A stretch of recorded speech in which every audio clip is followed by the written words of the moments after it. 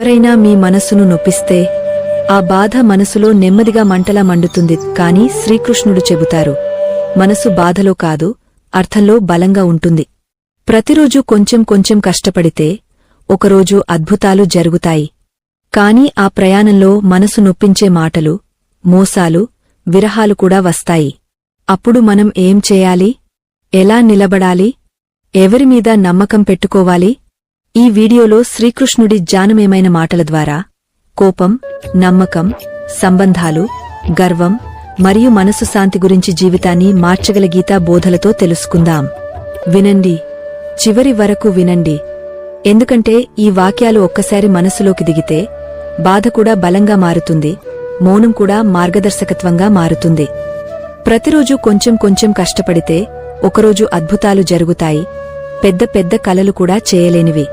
కోపంలో మనిషిని గుర్తుపెట్టుకో, ఏళ్ల తరబడి ఉన్న సంబంధం ఒక్క క్షణంలో బయటపడుతుంది.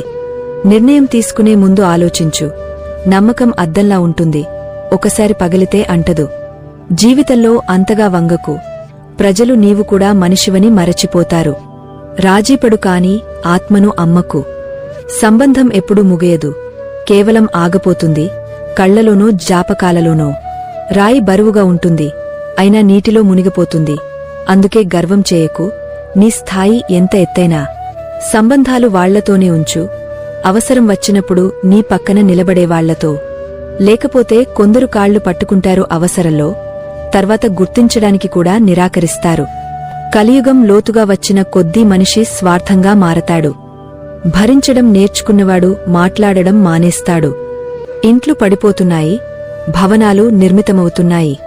పైకప్పులు గట్టిగా అయ్యాయి కాని సంబంధాలు మట్టిలా చెల్లాచెదురవుతున్నాయి.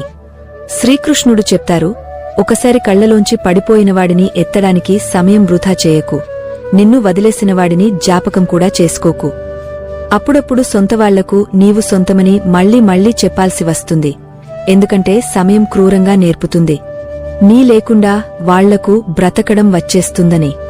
అందుకే కేవలం ప్రేమ మాత్రమే కాదు, భావన కూడా అవసరం. దారి అడిగే ముందు ఆలోచించు, అడిగేవాడు స్వయంగా తప్పిపోయినవాడు కాదా అని. స్వయంగా అపూర్ణులైనవాళ్లు నీకు పూర్తి గమ్యం ఇవ్వలేరు.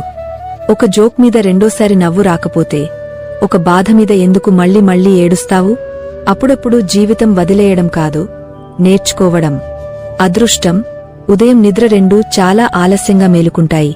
ఎప్పుడు చాలా కోల్పోయాక. బంసీ